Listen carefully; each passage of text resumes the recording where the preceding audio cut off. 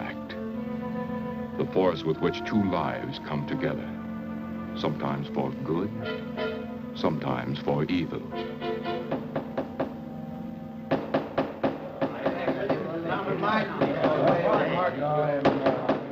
I say, Williams is out of line on this. I'm definitely against it. Seems to forget we have our stockholders to answer to.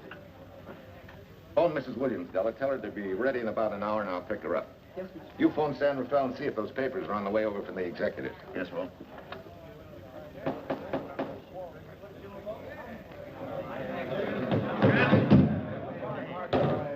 Well, Mr. Darcy, what's the score? 9-0? I'm afraid it is, Walt. If you think you can persuade them to change their minds, go right ahead. Gentlemen, I never interfere in stock issues, dividends, or anything else in your department. I must run my department with no interference. Either I know why and when I need more factory space, or you need another boy. And that's all right with me, too. Because I can take these plants and pick my own spot in the motor production field. You won't have to worry so much about dividends. There won't be many. Hold on. I'm sure none of us want to lose Walt. Or our dividends.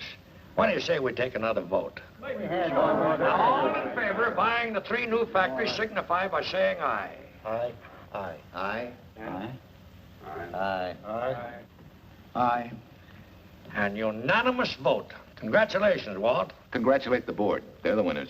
Williams, if these factories are so valuable that other companies would jump at the chance to get them, how do you know that you can buy them at the price you quoted us? How do I know? I bought them this morning. Good morning. Della, I was asked to rush this up for Mr. Williams. Get my wife, Della? Your maid said she'd gone to the dentist. I gave her the message. Oh, fine. Oh, this just came. Thank you. What about those papers? They're here. Bert's checking them now. Good.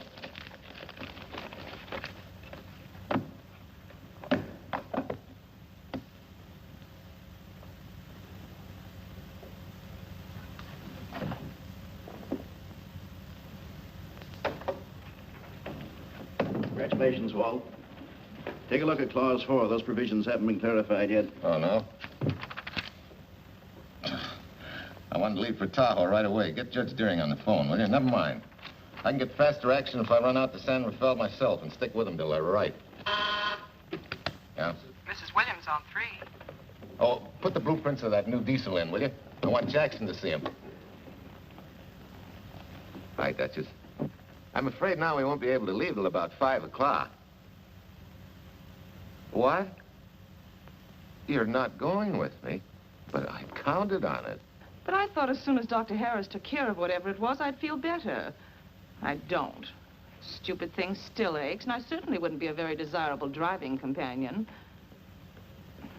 No, seriously, darling, you run along and buy your little factories and hurry home. I'll send you back to the office. And cheat me out of my goodbye kiss? Not a chance. I've got to drive over to San Rafael. I'll stop on the way. Love me? Bye, dear.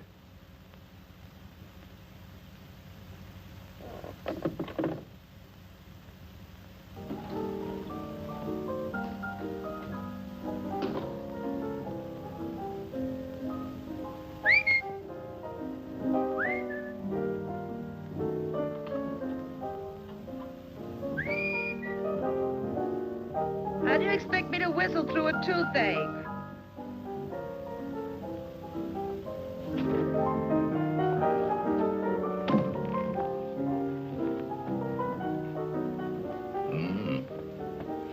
Nothing in the whole world smells as sweet as you do, Duchess. I certainly don't feel sweet. I was grouchy as an old bear. Well, old Doc Williams can give you something to fix that. Close your eyes. Relax now. Take a look at that, see if you don't feel better. Oh, Walt. Oh, darling, it's beautiful.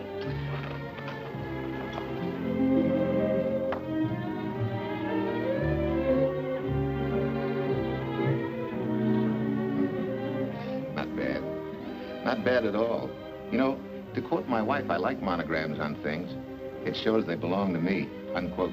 When did your wife say such a thing, Mr. Williams? About 6 years ago, when I married her. She gave me the first monogrammed shirts I ever owned. Those were the words on the card. I still have it. I certainly hope your board of directors never discovers what a softy you are. They won't, don't worry. I have only one vulnerable spot. What really happened this morning? All I got out of Della was that you stalked out of the office with blood in your eye and were back in no time with canary feathers in your mouth. Oh, I clipped those birds' wings, but short. No one's gonna vote me down, sweet. Not when I know I'm right. Mm-hmm. But how did you convince the board of that so quickly? With subtle hints and easy persuasion. Like this. Either I get what I want, or you get yourself another boy. And that's all right with me, too. Oh, Tom! What a clumsy ox. I'm sorry, Duchess. Oh, please, sweet, don't be so upset. Oh, if you could have seen your face. Oh, don't bother, dear. Sulin'll take care of that. Not exactly a good prescription for nerves, huh? You know, you're wrong, Dr. Williams. The way I feel now, a good catnap will probably make a new woman out of me. And if it's not going to make you too late... Yes? Well, I'm sure that by 5 o'clock I'll... Swell. I'll run over to San Rafael and get things ironed out and be back for you by 5. On the nose. Darling, wait. That's perfectly silly. I'll take a taxi cab and meet you in Sausalito. There's a drugstore on a corner opposite the square. I'll be there at 5 o'clock and we can go straight on up to Tahoe. That'll save you all that late afternoon traffic and all that time it'll take to come and pick me up. Smart woman, my wife. Thinks of everything. Where's your bag, honey? Oh, Sue Lynn still has some things to press for me. You sure you don't mind taking a taxi? Very sure. Sweet dreams, Duchess. See you at 5. I better get going. Bye, honey.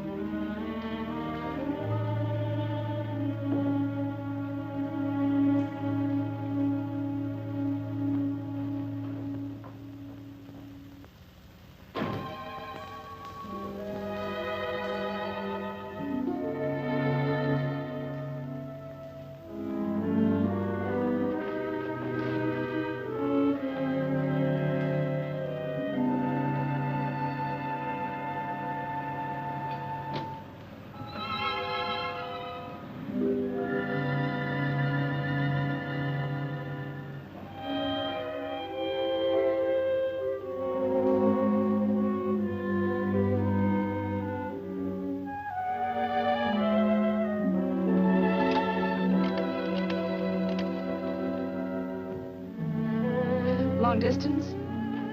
I want Berkeley 79721. Hello. Ah. Hiya, beautiful. Yeah.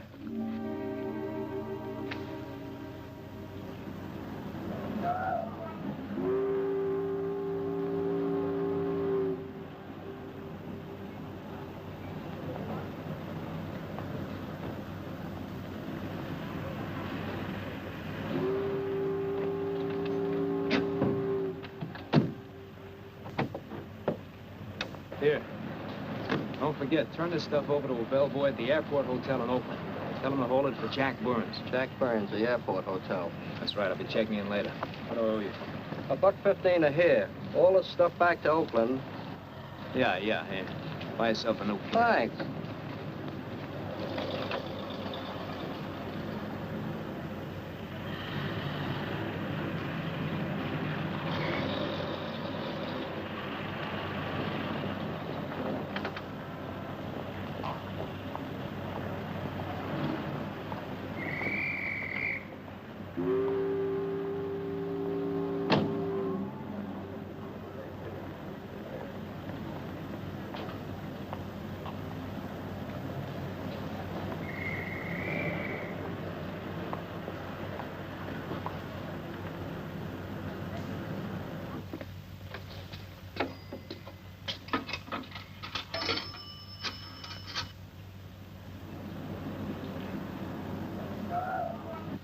Hey, where's that new woman who was going to meet me? It's after 5 o'clock.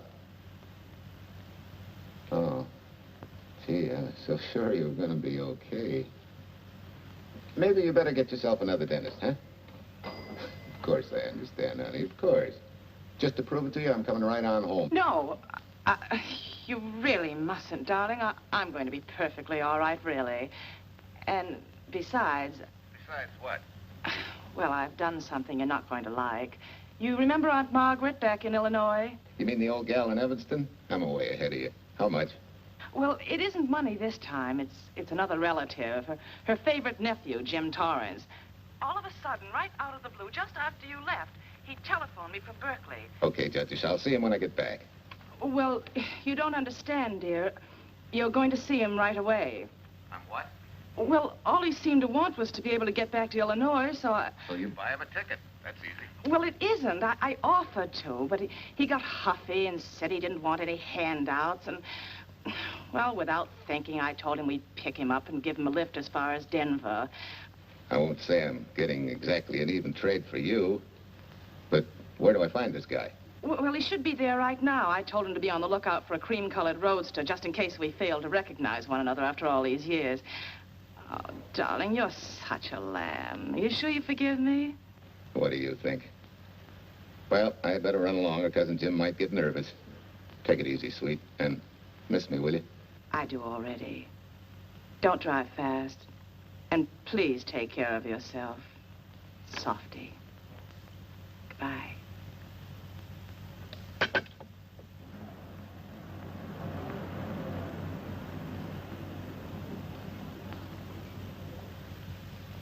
Hello, Della? Yeah, Mrs. Williams wasn't able to go with me. Now, while I'm gone, you see that she gets her roses every morning. That's right. But this time, on all the cards, put love from Softy. Yeah, S-O-F-T-Y.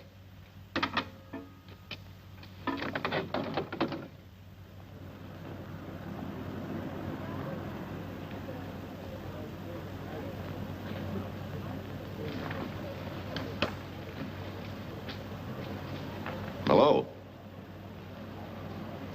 You must be Jim Torrance. Yeah, that's me. I'm Walt Williams. Hiya, Jim. Hi. Where's Irene? Oh, she's a little under the weather at the last minute. Worse luck. Oh, that's too bad. I was hoping I'd see her. Yeah, I'm disappointed, too. Where's your luggage? Oh, I'm wearing it. Less trouble that way.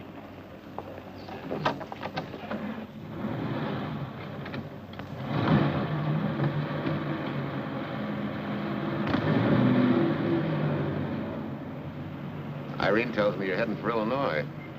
Yeah. Going been a little rough, huh?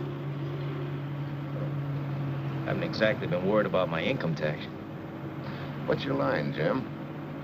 Oh, guess I'm a better salesman than anything else. You know, I can give you a couple letters when you get back to Chicago. It might help you. It's fine. Little in with a top brass never hurts. What outfit were you with? Patton's Third Army. How was it? Rough. Except for the time in Italy. I kind of liked it there. Patton's outfit never got to Italy. Of course. But most civilians never know or care, and I figured you didn't either. Well, I fooled you that time.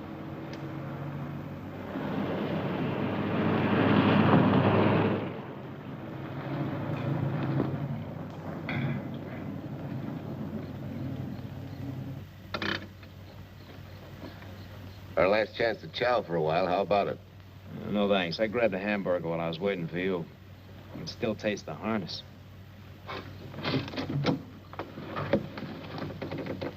Sure you won't change your mind? No, I'm gonna grab a little shut-eye. Right.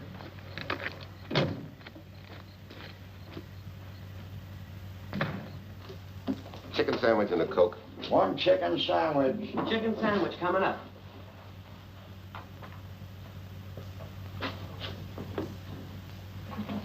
Give me change for $1, will you? Yes, sir.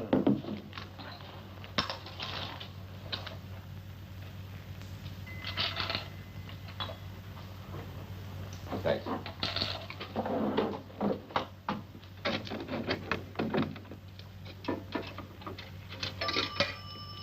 San Francisco. Klondike 2, 6714.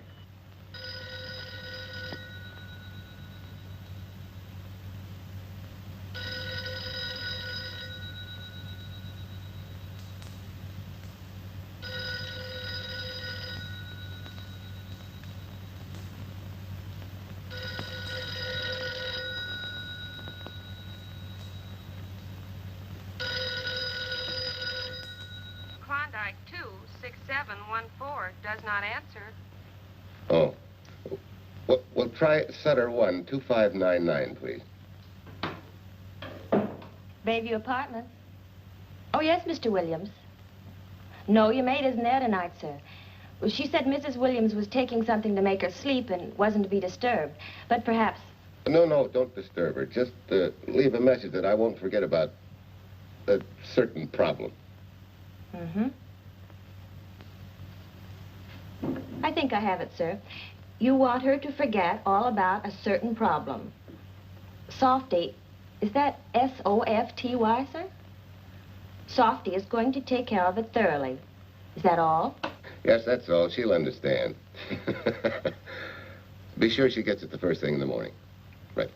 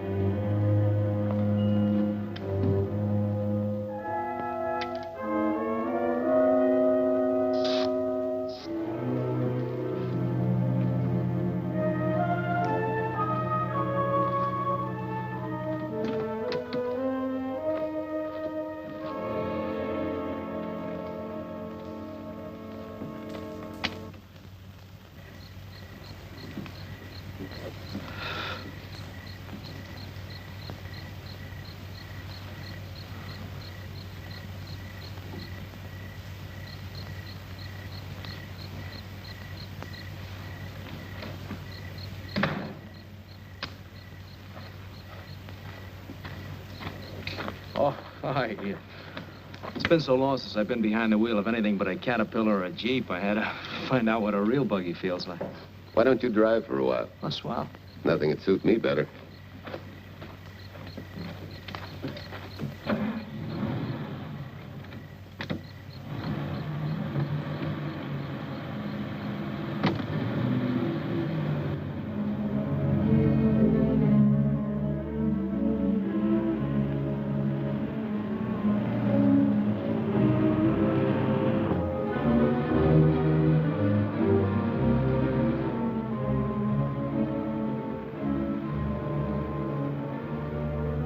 Tell me, Irene still got that little scar on her cheek?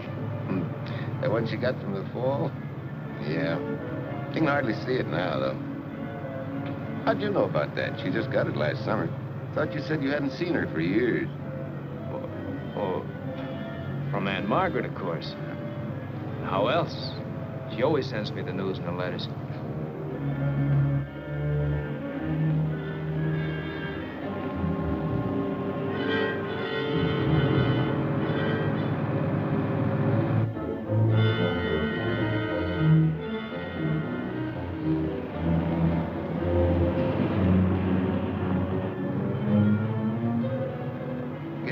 Margaret will be pretty happy to see you.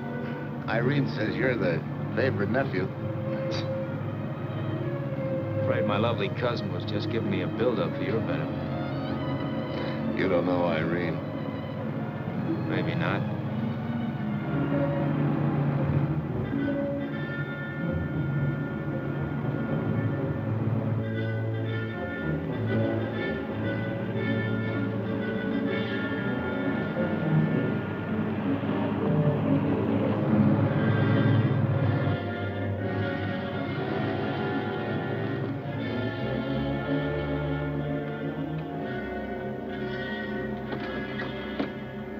What's the matter? I think we got a flat.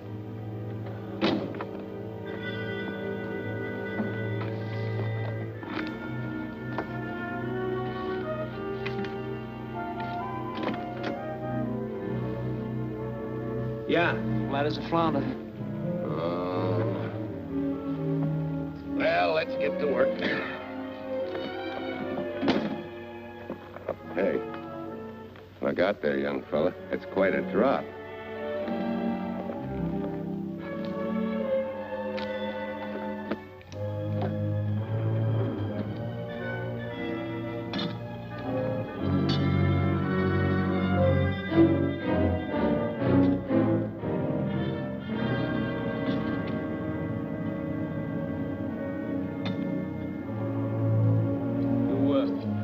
Flashlight?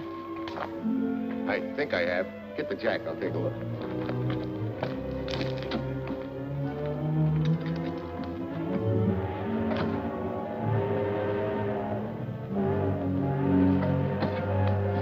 Did you find it?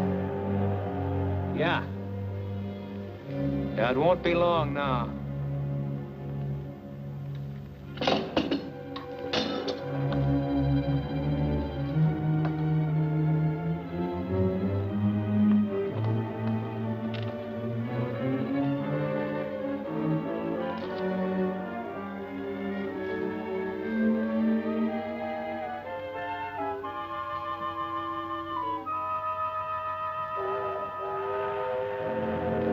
Come on, let's get going. Wait a minute. Did one of your cufflinks fall out? Huh? Well, something dropped. I heard it fall right down there at your feet. Oh. Well, he must have rolled under the car.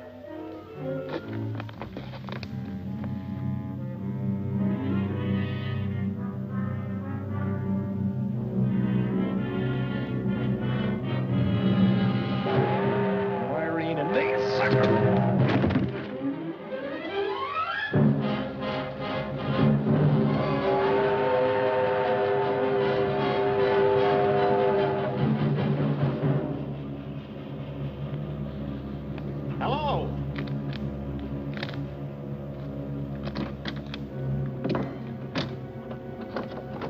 Need a hand? No. I'm all set now. Okay. Good night.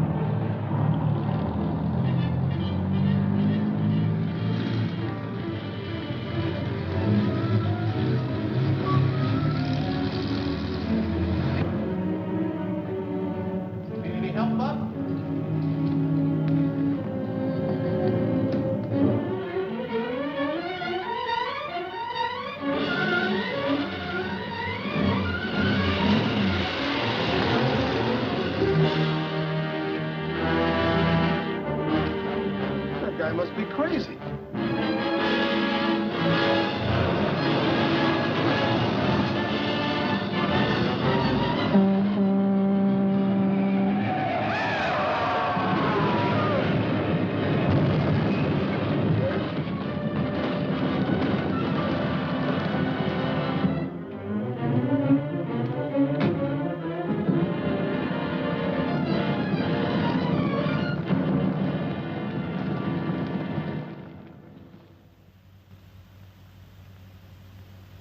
Now, in case my husband should be late and have to rush for his plane, this will be taken care of. Thank you. Tell Mrs. Burns the 302.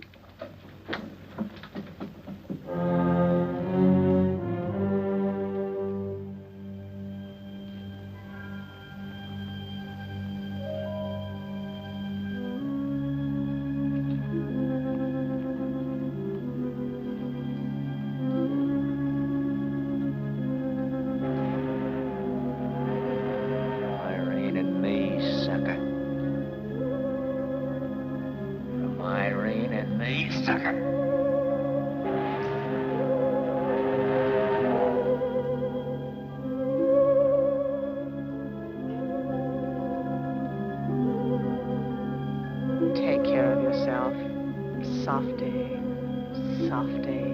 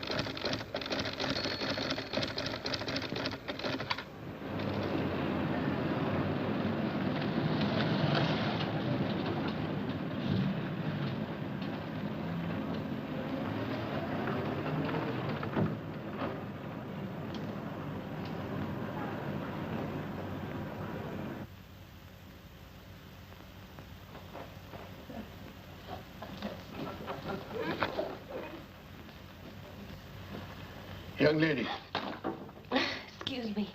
I want to see Mrs. Walter Williams. I'm sorry, sir, but she left orders not to be disturbed. I'm sorry, too. Lieutenant Quincy of the police department.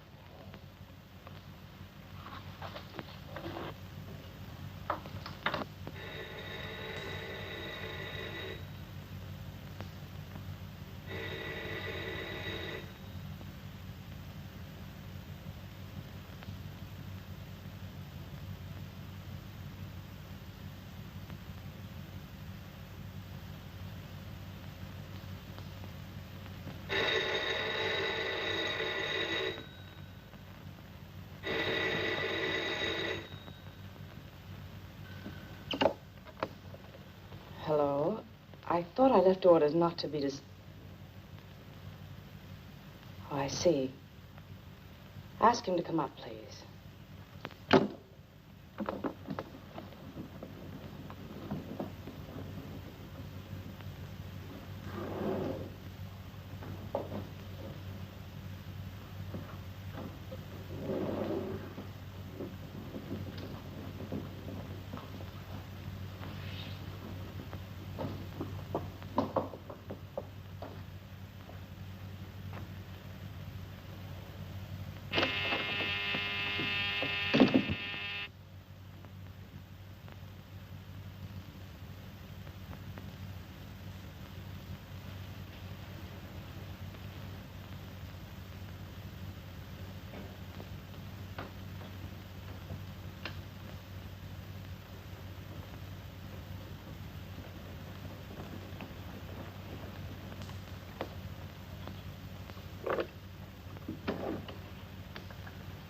Yes?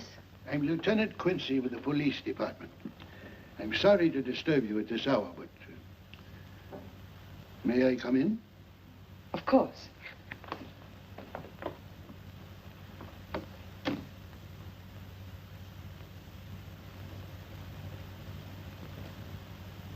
Well, Lieutenant? Did your husband go on a motor trip late this afternoon?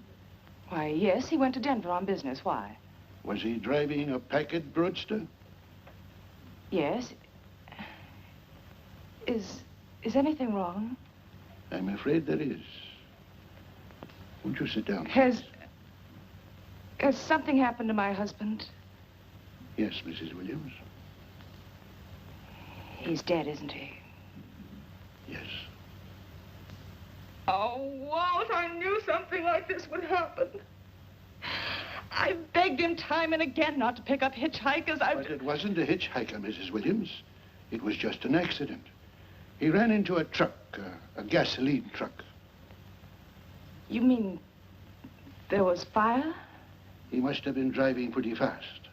I don't think he felt anything after the crash.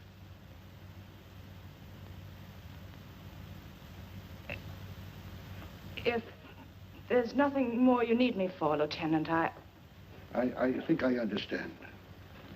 And may I say you've taken this with a great deal of courage. Good night, Mrs. Williams.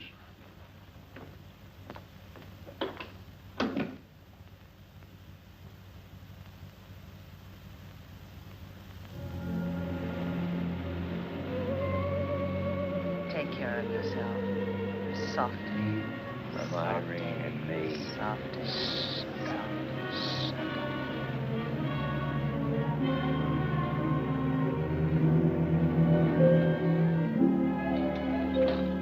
Ready?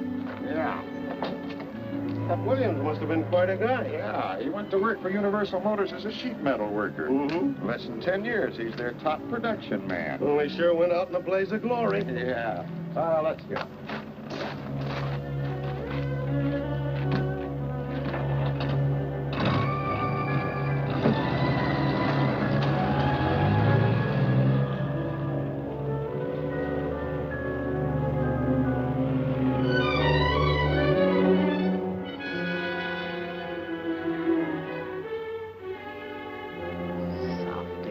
From Irene and me. Sucker. Sucker. Sucker.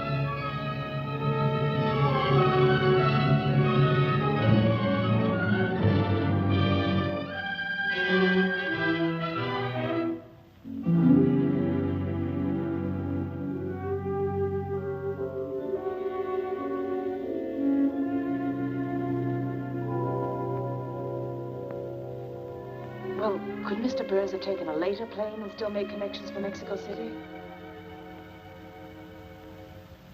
I see. Thank you. Yes? It is some telegrams for Tai Tai. Just put them under the door, Su Lin.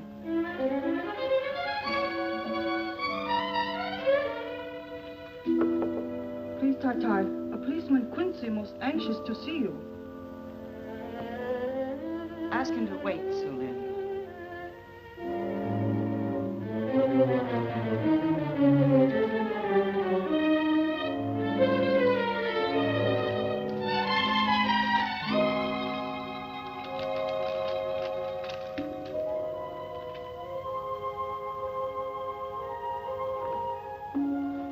Mrs. Williams will see you presently. Will wait, please?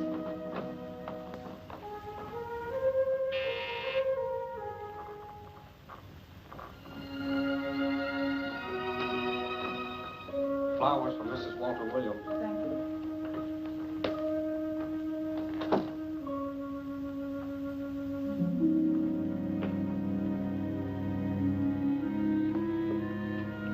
Roses like Mr. Williams always sending when he's away. You seem to have been very fond of Mr. Williams. Su Lin is honored to have served him 5 years, and he... I'm sorry to keep you waiting, Lieutenant. I wouldn't be disturbing you again if it wasn't necessary. And I wouldn't be keeping you but a moment. You're being very considerate. Won't you sit down?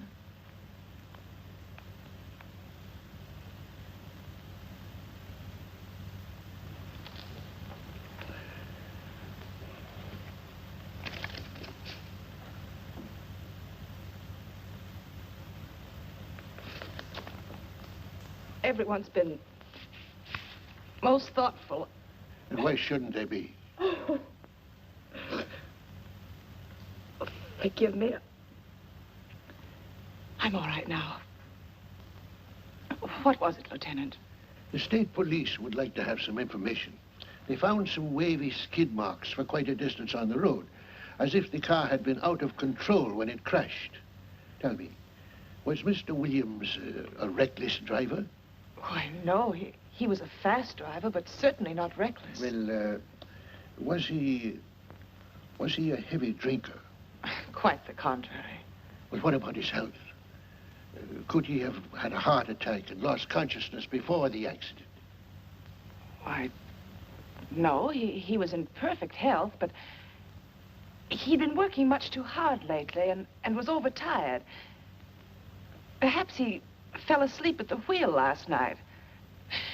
Oh, poor darling. If only I'd been able to go with him last night, he might still be alive. Well, maybe so and maybe not. You mustn't blame yourself, Mrs. Williams. Fate plays an important part in these matters. Your handkerchief.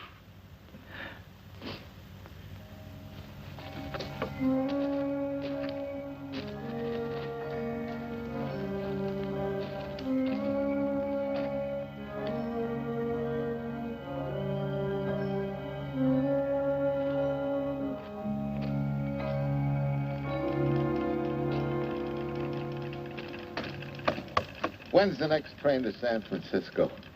10 a.m. tomorrow. You sure there isn't one sooner? No, I'm sorry.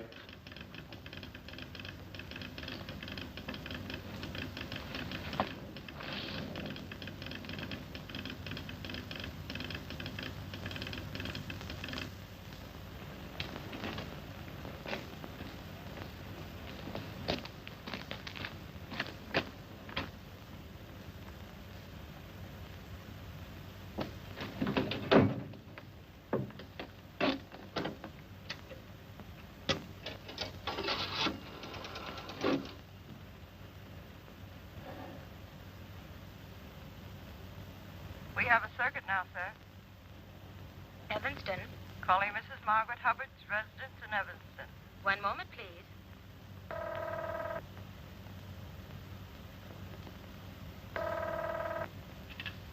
Hello? Mrs. Margaret Hubbard? Yes? Who's this? Long distance. I have a call from Mr. James Torrance. Who? Mr. James Torrance. He's her nephew, Jim Torrance. The call is for your nephew, Jim Torrance. I haven't any nephew, and I don't know any Jim Torrance. Sir, Mrs. Hubbard says she doesn't know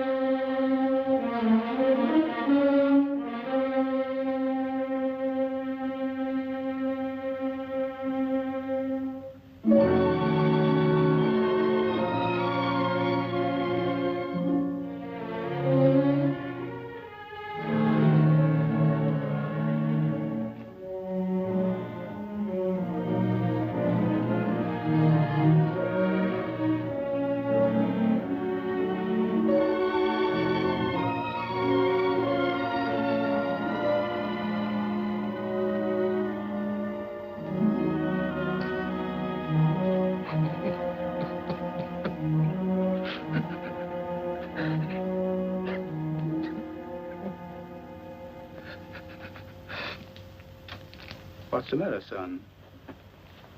Looks like you need a doctor. Doctor? I can't leave the station, but old Doc Bender's just across the road there. Yeah. Doctor? Think you can make it? Yeah. I'll make it.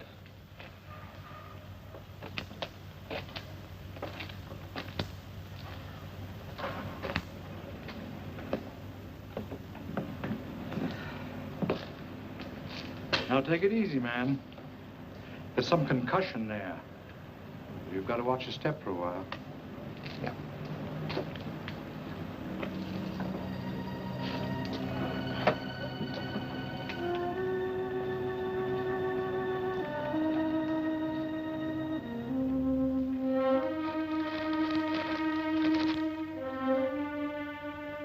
Walter Williams' beautiful widow, who by her own request sat alone in the family alcove during the service.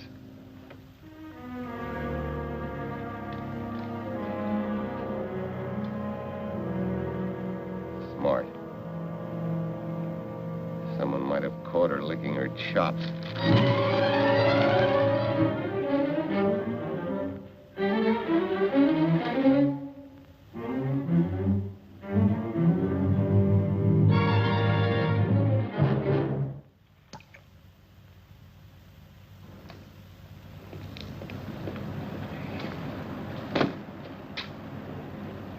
Hey, what's that? Walter Williams. Hey, ain't that the guy that...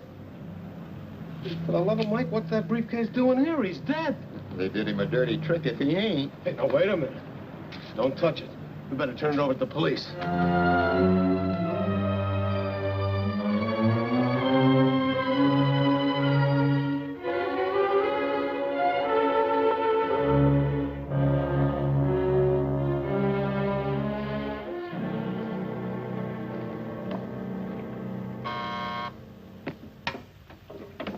Homicide, Captain Callahan. Oh, yes, Chief. The Duke just came in from Washington. The fingerprints are those of a James Torrance. Yeah, I'm putting Quincy on it. Right. This sort of opens up a new can of peas on the Williams accident. There's the FBI reporting the guy. Playing with the lady's affection seems to come natural with him. All you got to do, Quincy, is find him. Yes, that's all I got to do. Last known whereabouts of Jim Torrance was in a moving van somewhere between Sacramento and Points East. Yeah, wait a minute. Last known address, care of his sister, Mrs. Joseph Rossetti. Irving Apartments, Berkeley. Well, what are you waiting for, Quincy? Let's go. Did Torrance leave any forwarding address? No, he said he was going to send it to me. Sorry to trouble you. Oh, Lieutenant, if you should happen to hear from him, will you let me know? There's an unpaid telephone bill and a bundle of laundry. Laundry? Let's have a look.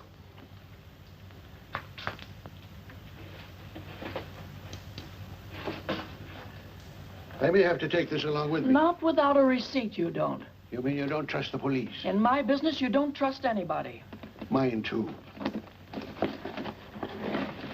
Holy St. Valentine's Day. Look, he had the same thing on his shirts, too.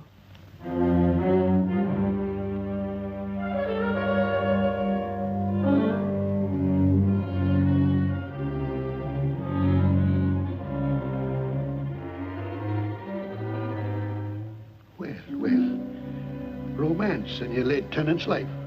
Did you ever see the lady? You know, I never did. But I always knew when she'd been here, the wonderful perfume. I'll lay you 10 to 1 she's a rich widow. Could be. Wait, I'll get you his telephone bill. Pretty fancy stuff for a hitchhiker. Yeah, but he's a pretty fancy hitchhiker. According to the shirt maker, a certain lady in the town had these made special. And they're just like her husband's. Only his initials were WW. Sort of smells, don't it, Cal? Now, take a look at this little item that was also found in the laundry. I for Irene and W for... Well, it could be for Williams, too, couldn't it? Yeah. Homicide, Callahan speaking. Hello? Oh, hello, Fitz. Hello. What news? Oh? Any luck? Both days, huh? Swell. Have it typed up and sign it. This report of Fritz will be a nice little topper for this pile. His checkup shows calls from Torrance's phone to Williams's private number, and a flock of them going the other way, including one on the 7th and several on the 8th. The 8th, in case you've forgotten, is the date of Walt Williams' accidental death. Well, that ought to be enough to get an indictment out of the grand jury. Go pick her up.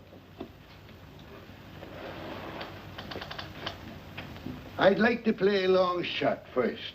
It might give us 2 for 1. Well, take him one at a time. A bird in the hand. He's not going to lead us to its mate.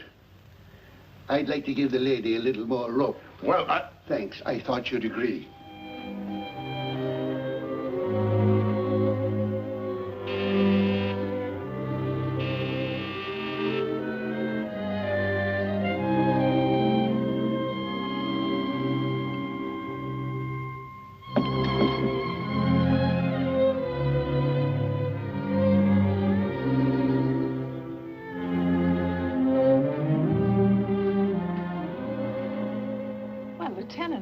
You just caught me. I'm glad. I have some rather startling news I thought you should know before it hits the headlines. Come in. Thank you.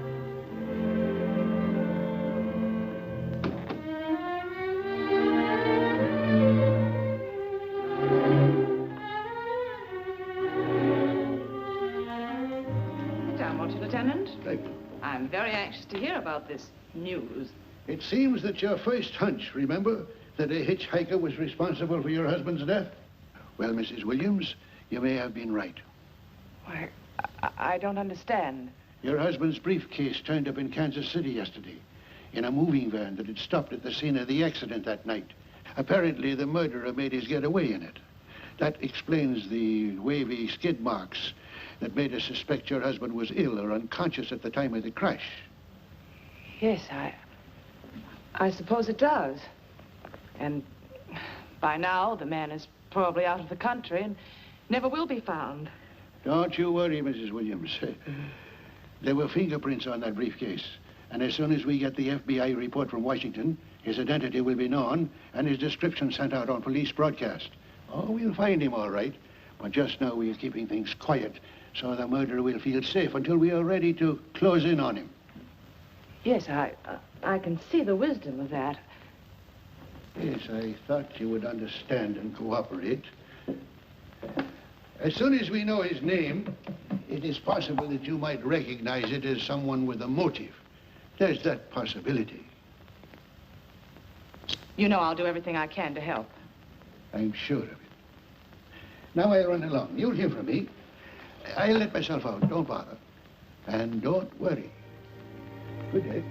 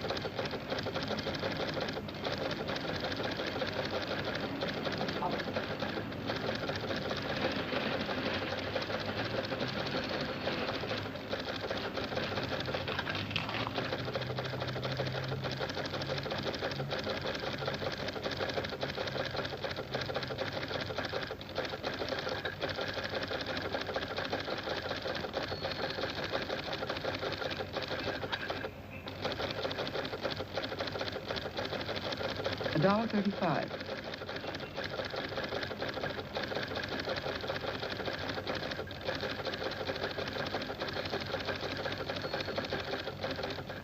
See, everything after the letter J in the first name has been obliterated by heavy writing over it. The only impress letters legible are those between words or before them, like RNS at the end of this name here, and the Hotel Santa here before the word Evanston. Well, Tom, don't you think it's about time you retired? Why, there isn't even evidence there of Mrs. Williams' intent to communicate with Torrance. And who do you think she beat a path to the telegraph office to wire to? The League of Decency? I'll tell you what I think, that you should have brought her in when I first told you to. By the time we get her now, she'll have figured out a way to tip Torrance off. He'd be that much tougher to find. Not unless she's tipped him off from your office. Ernie's got her on ice waiting for you.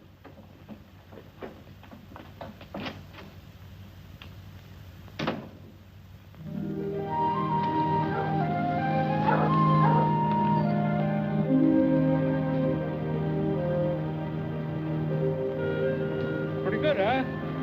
Fastest growing little town in Idaho.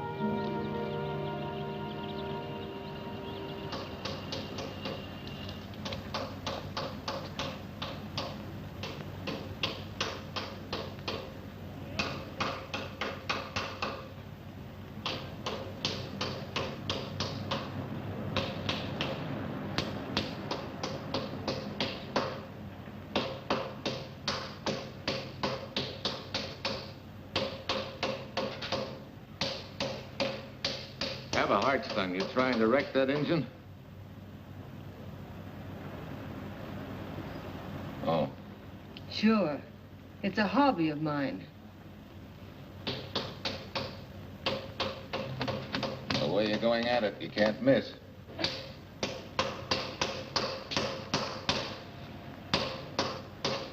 Here. I just can't let you ruin that beautiful motor. Start her up.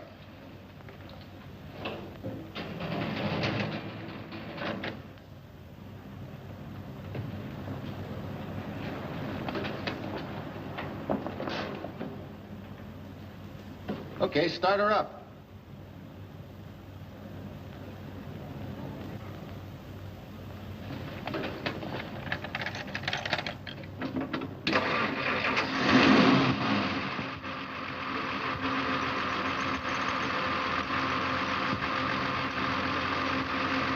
Shut her off.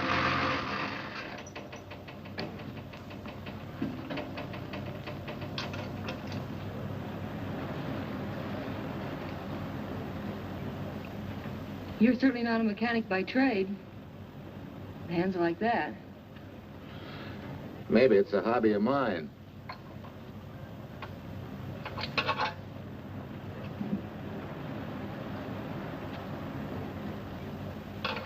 Gee, what happened to your head?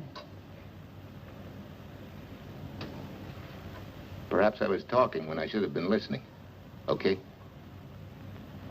Okay by me. Thanks a lot, Hill. So long, Marcia. Bye. He's all right now. You better lay off till the boss gets back. I'm the boss. I guess the new cars are a little bit over my head. Now, with a jalopy, it's different. Aren't there any mechanics around here you can hire? No, they all went over to the new factory in Mansville. I guess they got better wages. Tough break. Yeah. How much do I owe you? Oh, forget it. Well, I'll be shoving along. Well, at least have a cook in the house. You might as well. Marcia, can I use your phone a minute, please? Sure, help yourself, Uncle Ben. Never rains but what it pours. 650, please. Flat tire this morning. Now the danged engine stalled on me. Nice and cold. Wilson's garage? No, I did not give you the wrong number. Fine thing using my phone to cheat me out of repair bills. Aren't you ashamed? Gave me the wrong number. 650, please. You're a nice girl, Marcia Peters, and your ma's a fine woman. And I'll always buy my gas and oil here. But you ain't never gonna tinker with my car again. Busy?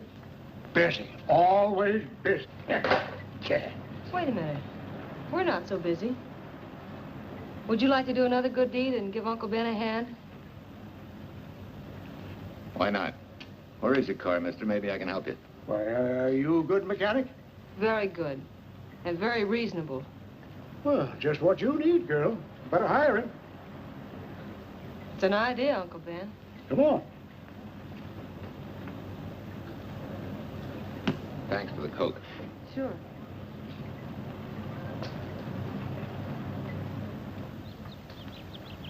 Well, I got Uncle Ben fixed up all right.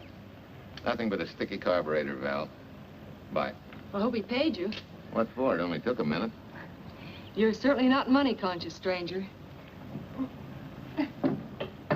There. This is no kind of work for a girl. Well, somebody has to do it if I want to stay in business. And I want to. Must be some business that you're better suited for. Couldn't you lease this place to somebody? Sure. I did while my husband was overseas. But when he was killed in Okinawa, well, we'd made a lot of plans for the future here. And I had a hunch he'd like it if I took over and tried to make a go of it. Takes more than a hunch to do that. I got along famously. Business has been fine until lately when the help got short. Could be again. If I had a good mechanic. Yeah. You sure need one, all right.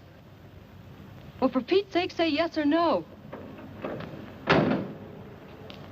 Do you want the job or don't you? You mean you'd hire me without knowing anything about me? You can repair automobiles. What else do I need to know? Except your name. Well? Why not? Sure. I'll try it for a while till you get someone permanent. The name's Bill Walker. Okay, Bill, it's a deal. And maybe if business gets real good, you'll want to stay. Oh, don't count on it. Where does this go, on the rack? Yeah.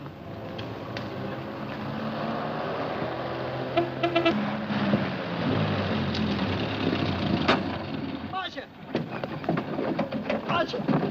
It happened! It's a boy, 8.5 pounds. Pair of shoulders like a prize fighter. Well, congratulations, Papa. How's Jane? Ah, perfect. Everything's perfect. Gotta get down to the store and tell the gang. Almost forgot.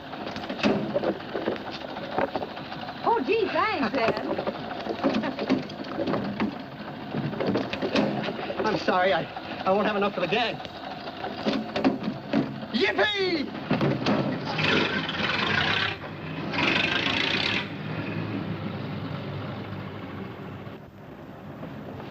Maybe you can use this token from the slightly delirious new father. Thanks. Say, we haven't settled the matter of wages yet. Maybe I can't pay your regular salary. Suppose we leave that open till you find out how much I'm worth to the business. Doesn't seem to be any business right now. Might be a good time for me to get rid of this beard and find a place to board. We live right next door. I'll go ask Mom. She'll know of a place. Sort of a peaceful house. I noticed it this morning. Oh, gosh, I forgot. She's down helping Mrs. Wellesley with her canning. Mom finds homes for everything from stray cats... To stray mechanics? Well, you're not a stray anymore. I'll go phone. Pearl? 674, please. Hello, Miss Westler. May I speak to Mother? Hi, Mom. I've got some good news for you. I hired a man for the station. Yeah. No. Nobody we know. He's from out of town. Needs to place a board. You got a good one up your sleeve? Okay. Says she has to meet you first to come home for supper. Huh? And you like apple or cherry pie? Cherry. Cherry it is, Mom. See you later. Oh, now I gotta get rid of this. Hey, where's the nearest barber shop? The one and only, just up 2 blocks. Tell Judd you're working for me. When you get back, we'll close up and go home. Thanks.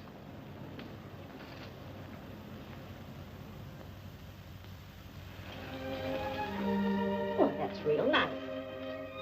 You must have had a good bringing up, young man. Thank you for the young man.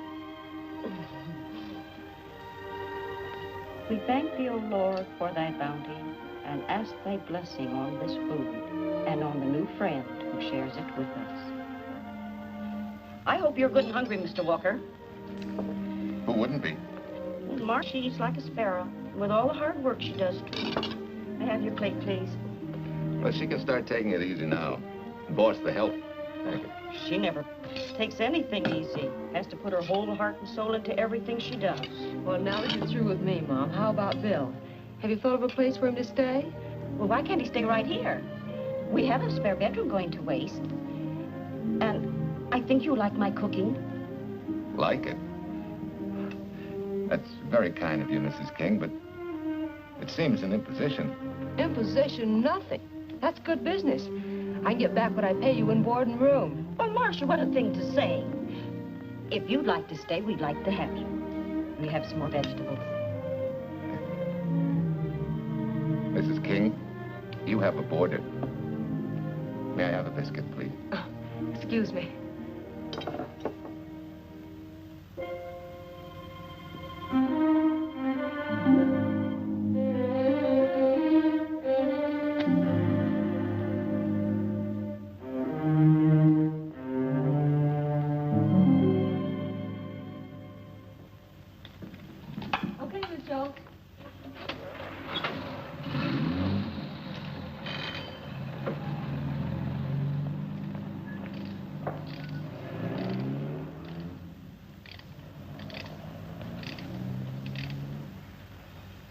It's wonderful the way tools seem to come alive in your hands. You seem to sort of come alive, too. As though you got real pleasure out of working with them. I do. When you're doing a job with them, you can't think of anything else. Bill, if something's bothering you, why don't you get rid of it? What would you prescribe, doctor? Amputation. For that stupid chip on your shoulder.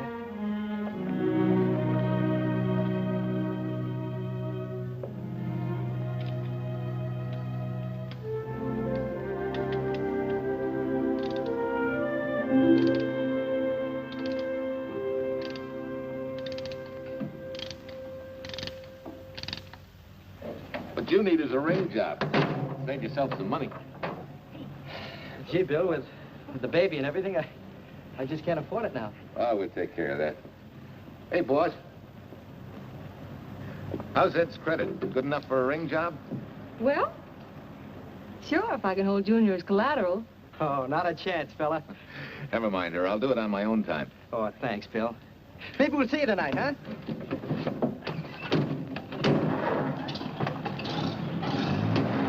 Some shoulders, huh? Yeah. Some father, huh? Bye, Marcia. Bye, Marcia. Bye. Nice kids. Hey, was Ed clowning about their being hard up? No. Things have been pretty tough for him ever since he got out of the service. Fix a car for him, Bill, and only charge him for the labor, okay? Then he gets it for free. I'd already figured on knocking that off. Say, we could make it an anniversary present. Anniversary of what? Junior's arrival, and mine, 3 months ago today. Time certainly flies. That was a lucky day when you came to MP service. Your work's been bringing in a lot of business. I'm glad of that. Hated to have fallen down on Mom and you. Say, look, boss, why don't we three celebrate tonight and go to the movies? Ed said he and Jane were going. Well, that lets Mom out. She'll be babysitting. I'd love to go, Bill. I haven't been in ages. Here's your opportunity. Go to work.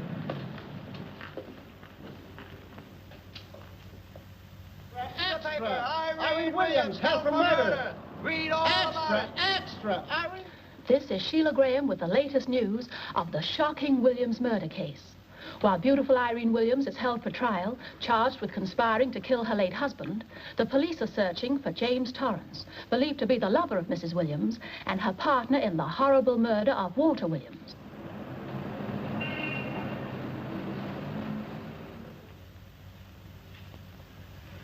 If I'm handling your case, my dear Mrs. Williams, I want 1/3 of everything you get.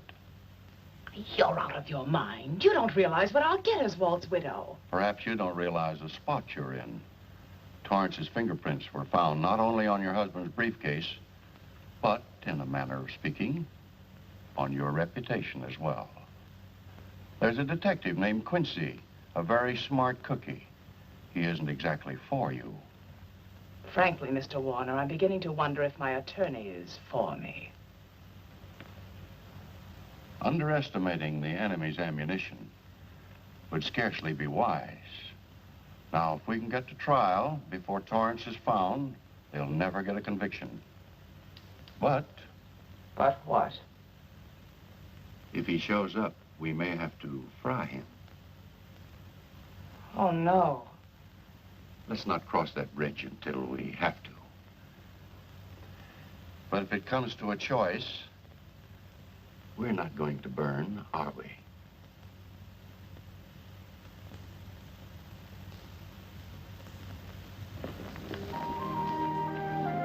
Aren't you the chatterbox this afternoon? What about this afternoon? Oh, I'm sorry, boss. I guess it was wool gathering. You're only supposed to do that in the spring. Is there anything you don't know? Yes. What's San Francisco got that we haven't?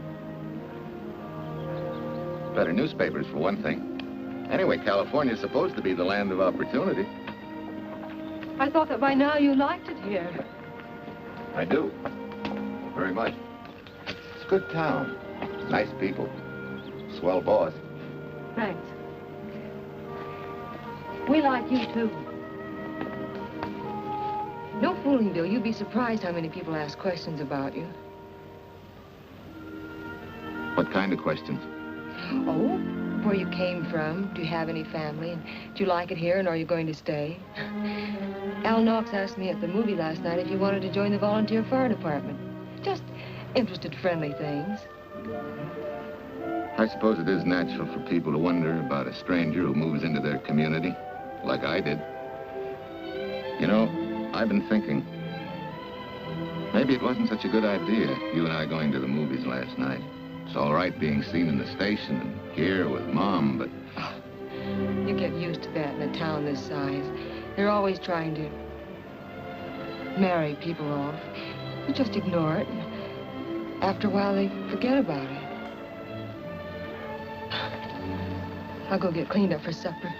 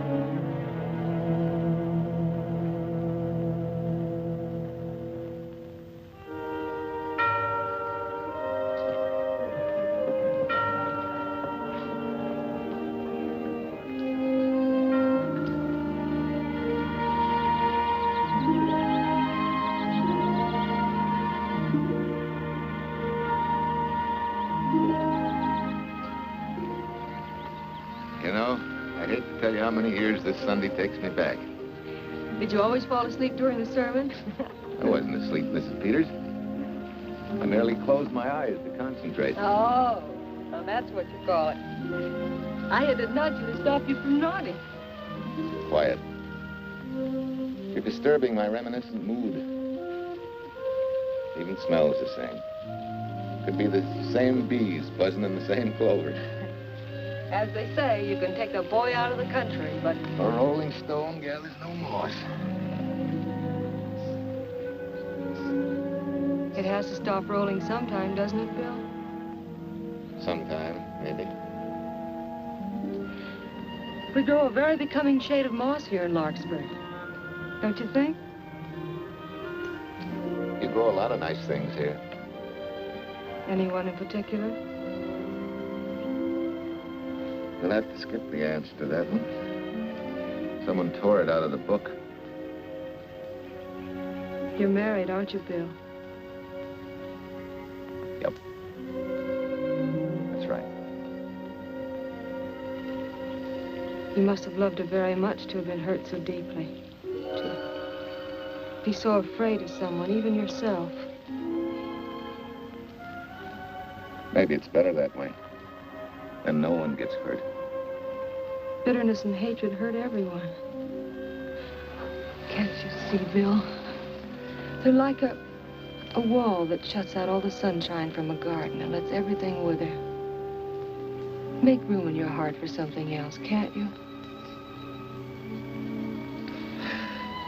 I guess this is my day for sermons. Sorry. As Mom would say, you never get rich minding the other fellow's business. Hey, that's a flyer. I'll be seeing you.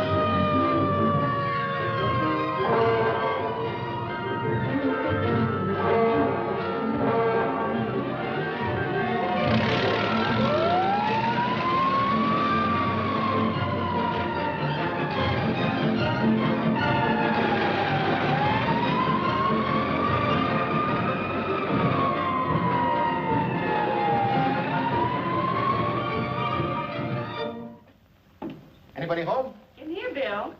Mrs. Wesley sent a couple of jars of peaches. Said you helped her can them. Oh, thank you.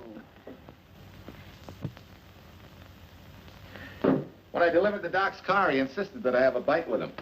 Where's the boss? Took a book back to the library for me. Oh. What a day. Hey, what's the idea? Are you darning my socks? Well, I thought a drawer full of holy ones isn't doing you much good.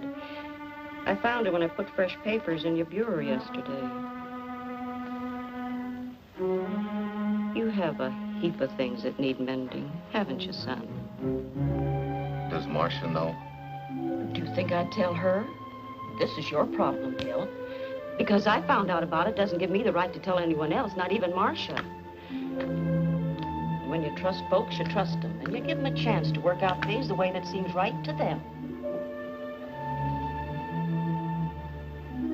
How can one little woman be so big? Don't forget, it's a lot easier to be tolerant and understanding at 50 than it is at 25. Yeah, Mom. I'm going next door for a while. Grandma Thompson's ill.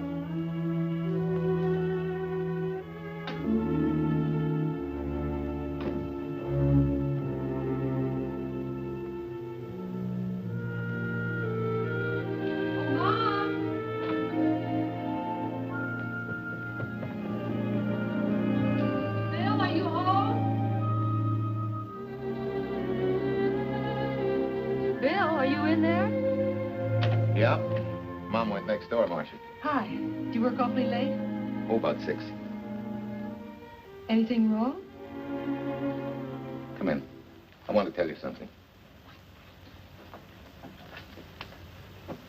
I'm checking out. Has something happened? No, just... I'm doing what I should have done a long time ago. Moving along. But why, Bill? My name isn't even Bill. There isn't any Bill Walker. I'm Walter Williams. The late Walter Williams. Walter Williams? I don't understand. You may not even after I've told you, but at least you'll know the whole story. Sit down, please.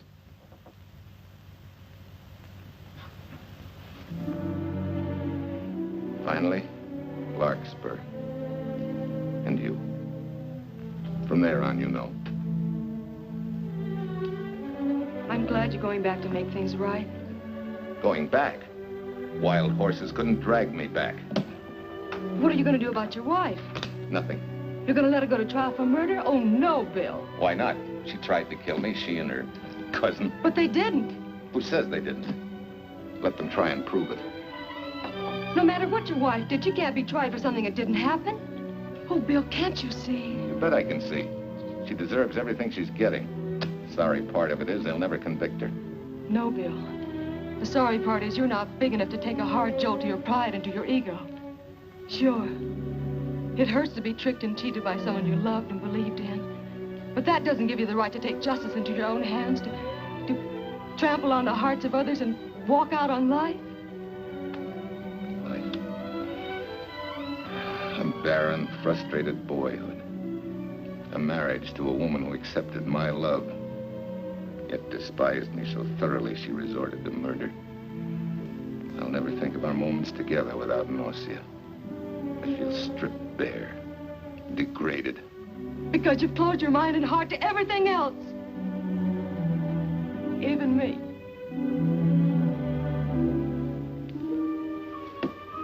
Oh, Bill, please.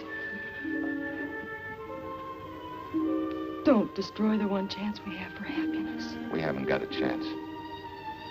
Doing the right thing never works out. I know.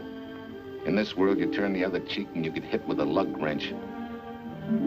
Forgive me, boss. Try and forgive me.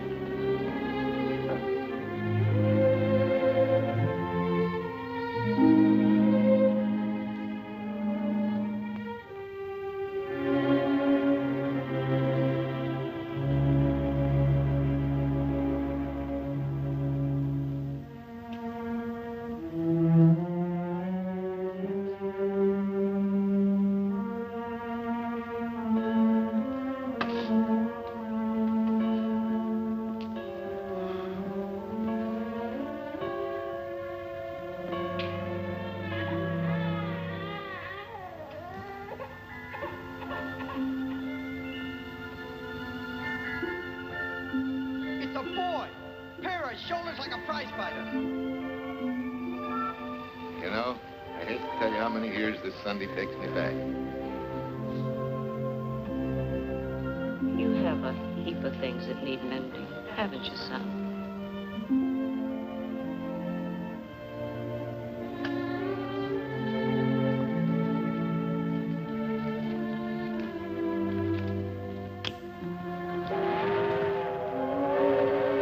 Take care of yourself. Softly.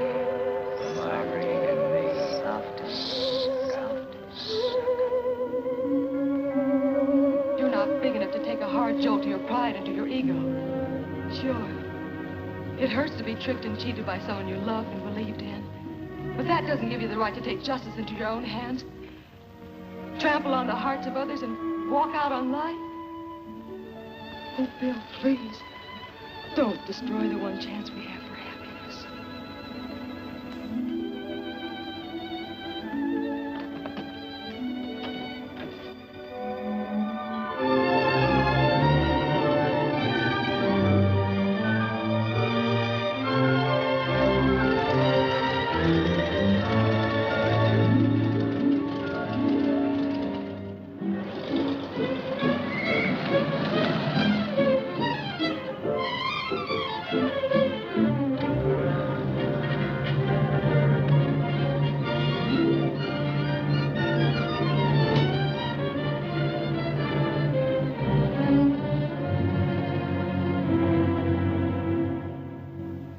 Mrs. Peters was kind enough to come along to substantiate at least the Larkspur portion of what I've told you.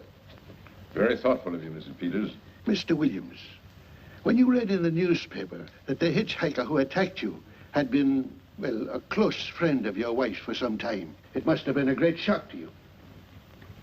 I didn't come here to discuss my emotional reactions, Lieutenant. If you need me for anything further, Captain, my office will know where to reach me. Let's go, Mark. Just a minute, Mr. Williams. We'll need your signed statement for the grand jury when we ask for your wife's release. It won't take long to be typed. Yeah? All right.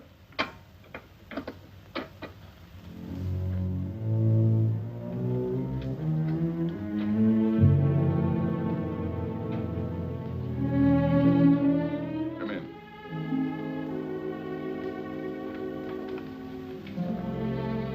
Sit down. Mrs. Williams, we have news for you. Really?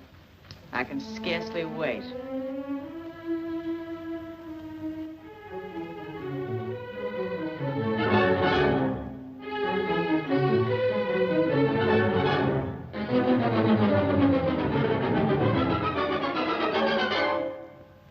It seems it was Torrance who was in the car when it crashed. Jim? Dead?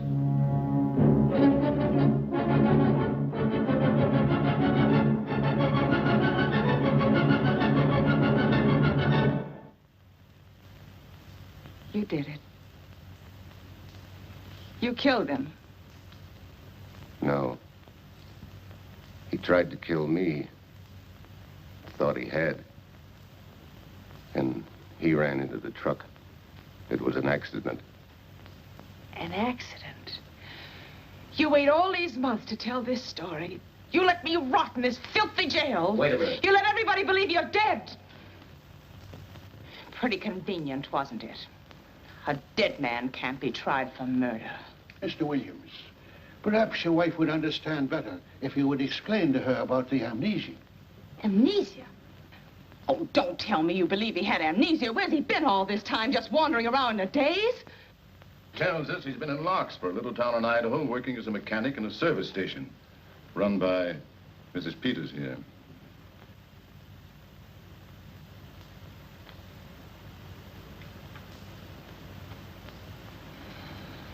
I understand perfectly.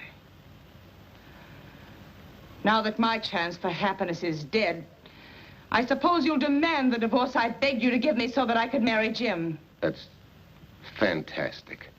Yes, isn't it? After you telling us that the man you picked up was a perfect stranger. Well, that's not true. The time and place for meeting Jim had all been arranged. I must advise you, there's a law that a wife can't testify against her husband. There's a law against murder, too, but that didn't stop him, and nothing's going to stop me until I'm through. It's all right with me, Captain. Go on. Talk your head off.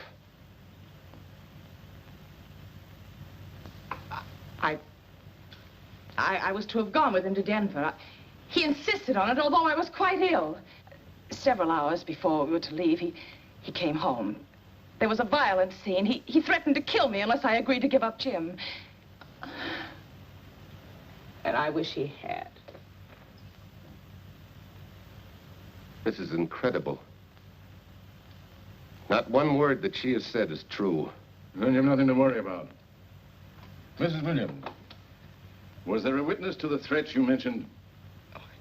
No. Unless the maid overheard. She was in the apartment. In fact, she picked up the pieces of the vase that he threw at me.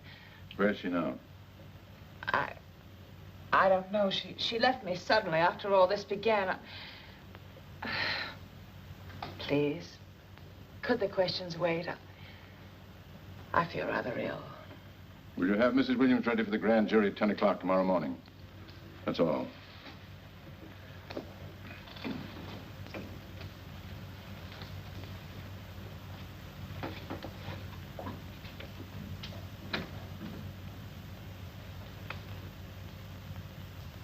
We're going to hold you too, Williams. On what charge? Suspicion of murder. But he's not guilty of any of these things. Then it should be easy for him to prove it. Take it down and book him. That fiction of Mrs. Williams must have been very convincing. No, we just couldn't buy that yarn you tried to sell us. Let's go.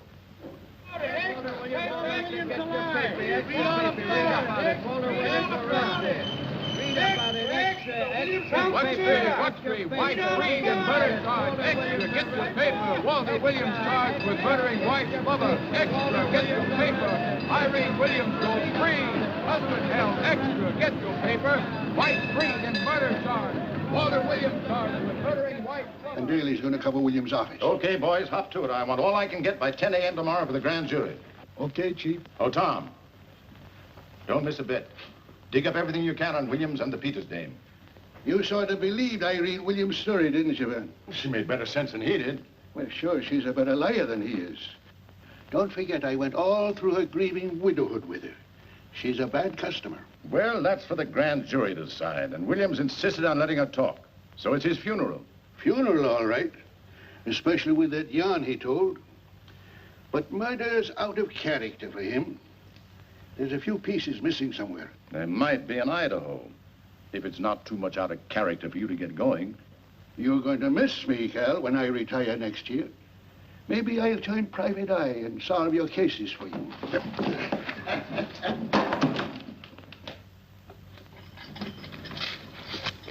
Hi, Williams. Mr. Williams? Thanks. Got a deal from the bottom here, don't you? Sorry, Williams. Okay, Williams.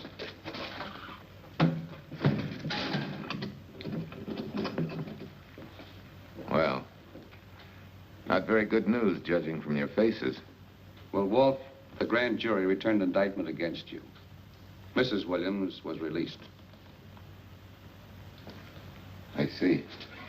Now, don't you worry, Walt. We'll have you back at work where you're needed, and in short order. Come on, Eldridge. There's a visitor waiting far more attractive than we old fogies.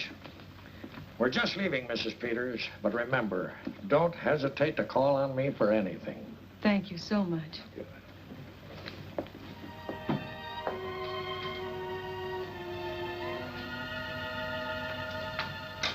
Hi, boss. Bill, what have I done to you? If it weren't for me, you wouldn't be here. If it weren't for you, I wouldn't be. I came back here because I wanted to believe in the things you do. I still do, no matter what happened. Will you do something for me? Go back home, where I know you'll be taken care of. Not a chance. You'll have to think up a better reason than that to get rid of me. I'm a big girl now. I've just been to Larkspur, Williams, where I found these newspaper clippings. Of course, some of them are 3 months old, but you seem to treasure them, so I brought them along. So? I don't think they exactly substantiate your claim of amnesia. As if you were interested in substantiating any claim of mine. Now, let's get one thing straight. Most people, when they get in a jam, think the police are only interested in the prosecution. Our job is to get the facts, the truth. And the truth never hurt anyone but the fellow that lied. Unless he was a beautiful woman. Oh, quit kidding yourself, Williams. You made the boner. I had no more to do with Torrance's death than you did. And out of the whole population of Northern California, you just happened to pick up a hitchhiker who happened to be your wife's boyfriend. Ah, have a heart, Williams. I suppose you'll tell the truth when you take the stand, but you better have some mighty conclusive proof if you expect the jury to believe it. Wait, Lieutenant. Bill, we all know you're not guilty, but we're going to need help to prove it, and need it badly. Lieutenant Quincy can't take sides, but if we're right, he has to be on ours. And I have a hunch he wants to be. Why don't you tell him the whole story? All of it. Please. I'd like to. Quincy, very much. Guess I should have told the whole truth in the first place. But I wanted to clean this mess up with as little scandal as possible.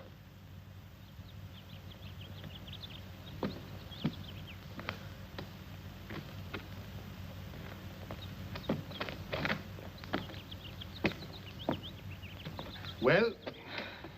No sign of lug wrench or anything. My dear Mrs. Peters, will you please stop trying to be a detective? How many times do you think the police have combed this spot for any kind of evidence? Now, be a nice girl. Take Mr. Williams' advice. Go back to Larkspur. What time is it? It's only 4 o'clock. We still have time to go back to town and go on our hunt for Sue Lynn. Now, look here, young woman. You've had me on the run since early morning. But, Lieutenant, the maid seems to be our only hope now. We've got to keep looking till we find her, that's all. That's all? Wait. She was naturalized, wasn't she? Suffering chopsticks. Quincy, you dumb flatfoot. This Sue, what's her name, was Chinese born. If a port of entry was San Francisco, there'd still be a file on her, photo and all. Let's go. Back to town. Immigration.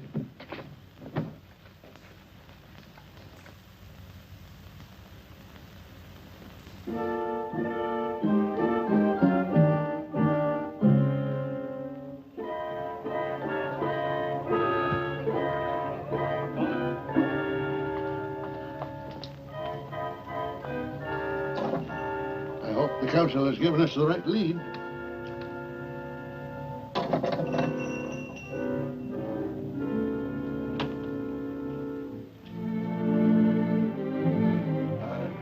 You are sing? Understand? You savvy English? Also French, Italian, and Hebrew. May one ask what is desired? We're looking for Su Ling Chung. The Chinese consul said you were her uncle and might tell us what she is. This daughter of my brother, has she offended the honorable police? Oh, no. They just wanted to ask her some questions about Mr. Williams, the man she used to work for. Ah Sing's heart is heavy that he cannot lead you to her. But things that are not known cannot be told. Well, if you hear anything of her, report it to headquarters.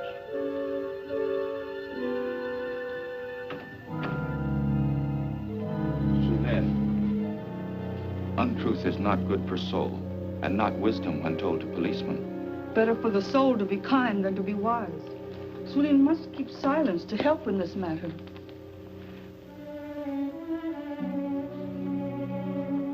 You know, you're quite a gal. In case I haven't told you lately. You're just too easily pleased, that's all.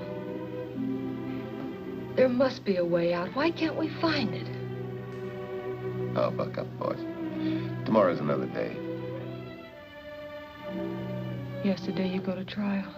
Oh, Bill, I'm afraid. And the state intends to prove, beyond any reasonable doubt, that the defendant, Walter Williams, did, with malice aforethought, kill the deceased James Torrance, whom he knew to be his wife's lover.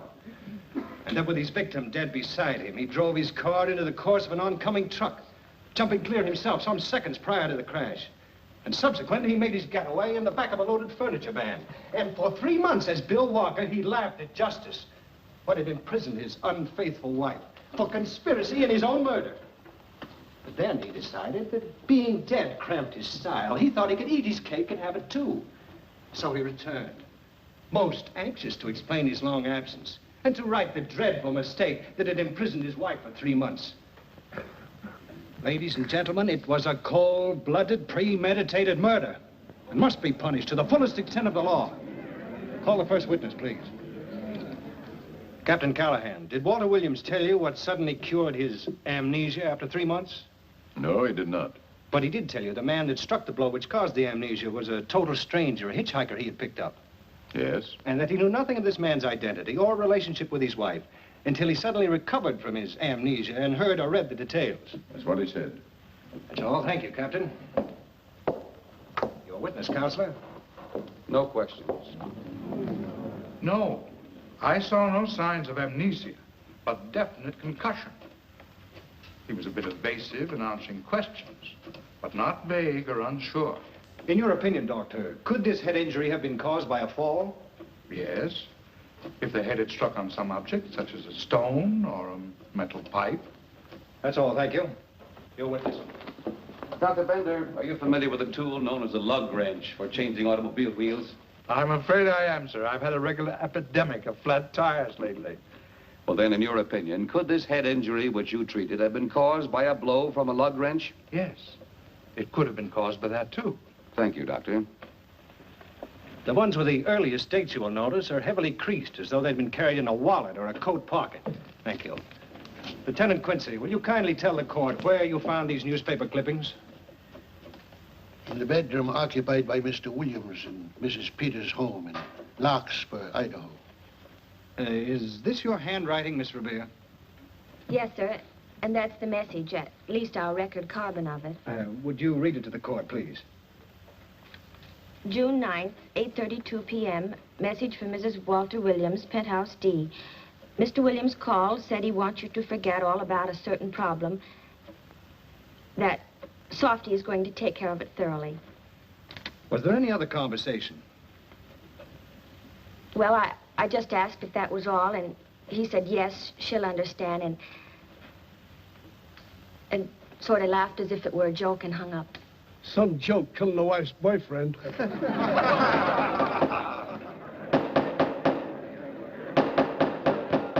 is the state versus Walter Williams. All the rounds so far have gone to the prosecution. And it was a grim-faced Williams who was returned to his cell this afternoon. What the score will be after he takes the stand is anybody's guess, but he's going to need some lucky punches to get a decision. And though Torrance struck with intent to kill, after telling you this is from Irene and me, sucker, you still telephoned Illinois to find out if there was a cousin Jim. You are hard to convince, aren't you, Mr. Williams? Is it so incredible that a man should fight against believing such a thing about his wife? Oh, that is very touching. From a husband who planned a trip on which he intended to destroy his wife and did kill her lover. That's a lie. Your Honor, I object to the conclusions drawn by the prosecutor and move that it be stricken from the records. But, Your Honor, there is a corpus delicti, remember? Who was your wife's lover. Objection sustained. There's also her own story, which in front of witnesses you insisted she tell. And then we have your own two different stories from your own lips.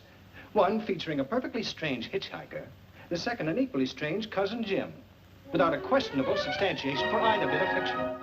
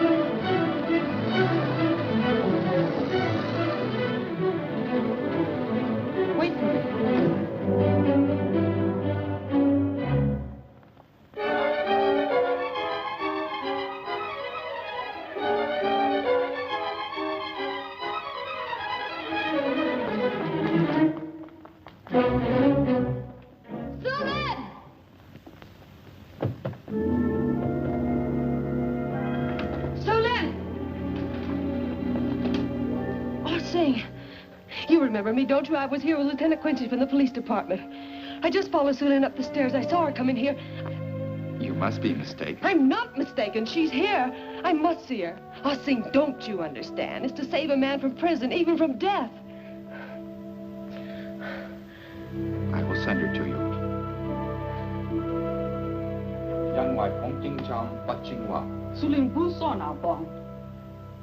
Oh, Sulin, we've been looking for you all these weeks. Mr. Williams needs your help so desperately. I cannot help. You must forget that you found Sulin. Forget it? But you're his only witness. You're the only one that can help. Not as a witness. Only with silence can I repay his great kindness to me and my family in China. Why? For I heard other things. That most unhappy day. From Mrs. Williams' bedroom, his voice very loud and angry. A flower vase broken to pieces. He can explain all that. They do not believe what he's already told. That I heard anything would do harm. Don't you see?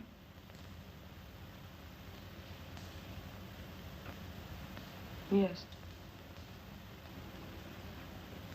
Much sorrow comes from women who know not honor and truth.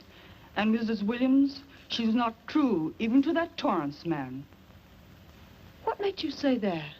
That night when he was killed, her sickness was but wall of falsehood, behind which she could go secretly to a meeting place.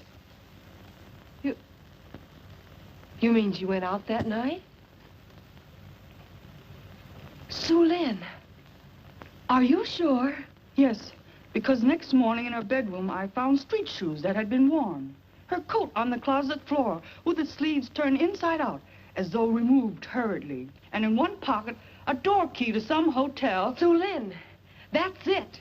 Proof that she and Torrance had planned to meet that night after he killed Mr. Williams. What hotel was it? Oh, I don't remember.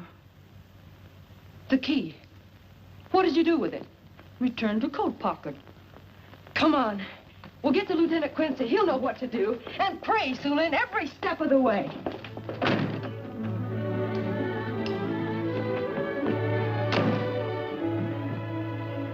Now hold everything.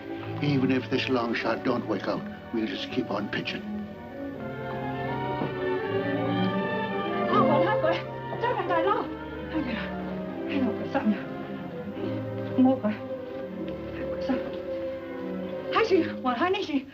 Here it is, yes. Room 302, Airport Hotel, Oakland. Maybe we got our miracle. A special little Chinese one. It is to hope that Sue Lynn was of small help to Mr. Williams. Oh, Sue Lynn. Come on, Copper. Next stop, Oakland. I sent a little ladies' hotel rendezvous. I was on night duty then, all right, but I sure don't remember a looker like this. Quite a dish, eh?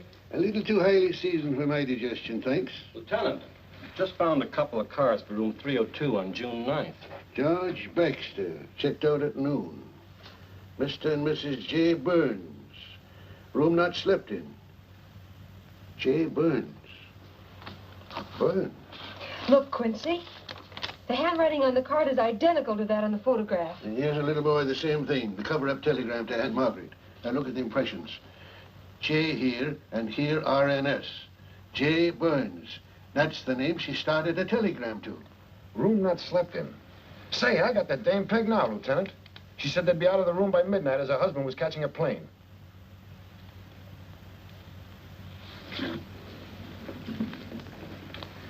But Quincy... Reservation for Sam Andrews. Yes, sir. This ties it all up, doesn't it? Yeah, like a greased pig. What do you mean? We've got the evidence now, the proof. Of what? Sue Lynn's theory that Irene was playing the field? This evidence only proves that she came here to keep a date with a man named Burns. We can't even prove that he didn't keep the date. But you know he didn't. There wasn't any Burns. It was only a name that she and Torrance used. Fine. If you can prove that, Williams will be free. But none of this will prove it. Sorry, Copper, but we are just up another blind alley. Willie? Yes, sir. There's a couple of sample cases for Mr. Sam Andrews. Came up from the station this morning. Take them to Parlor B right away. Sure thing, sir.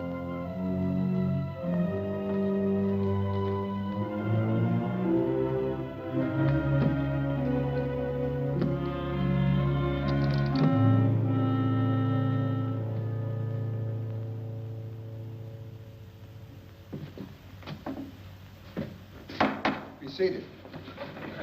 Case of the state versus Walter Williams. Proceed, Mr. Eldridge. Your Honor, we will call Mrs. Irene Williams. Take the stand, Mrs. Williams.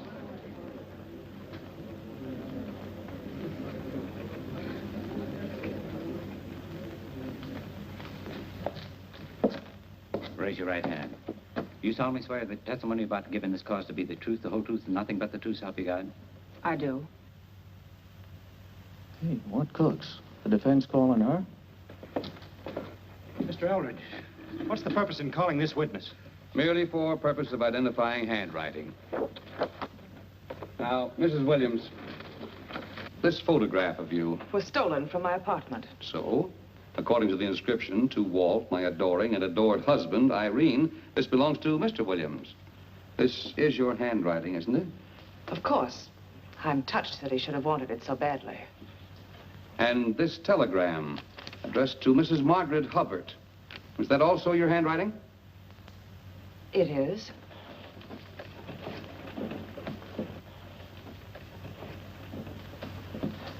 Now, Mrs. Burns, I mean Mrs. Williams, this photograph is inscribed to Jim, my adoring and adored Irene. Did you write this, too? I see no point in all this. Merely answer counsel's questions. Did you write it? I did.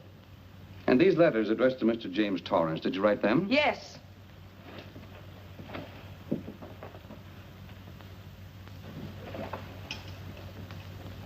And this monogrammed garment, A gift from you to Mr. Torrance? Why must I be tortured again by all this? I never made any secret of my love for Jim Torrance. That's why he's dead. Your love for Jim Torrance. Yet on the very night he was killed, you had a rendezvous with a man named Burns, didn't you? I don't know what you're talking about. I don't know any man named Burns. I was at home that night, very ill. Oh, yes, the sleeping pills.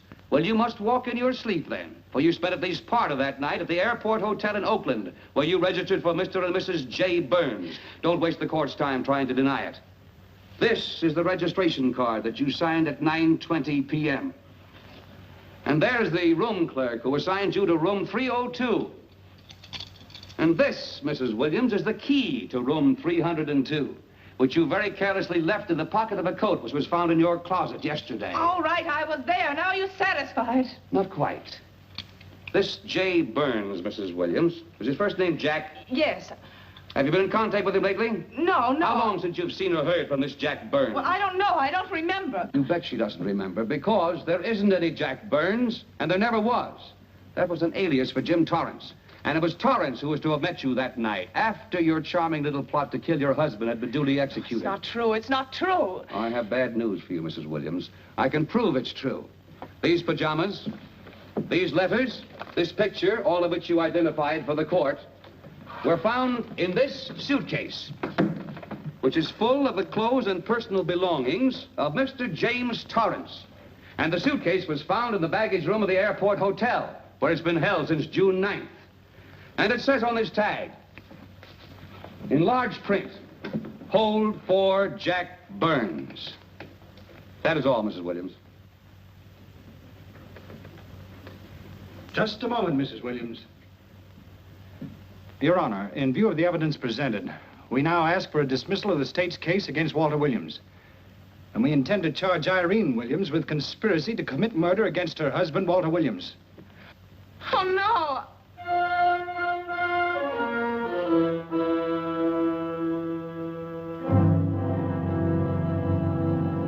The case against Walter Williams dismissed. Court adjourned until 2 o'clock. Well, that's that, Walt. Congratulations, Mr. Williams. I haven't the words for it, Quincy, but we could never have made it without you. Ah, sure you could. You know, son, right always wins if you give it a little push, especially when you get a copper like this one to do the pushing. Well, I'll be seeing you. You know, it'll seem kind of strange being able to eat and sleep without someone getting in your hair all the time. Oh, fine, Walt. We're looking forward to having your hand on the wheel again. The Denver plants are waiting for you to open them. You think you can make it the morning? How about it, Counselor? You bet you can. Oh, good. Well, I'll be running along. Well, you think you like Denver? It's okay by me, boss. Yes. Impact. The force with which two lives can come together. Sometimes for evil, sometimes for good.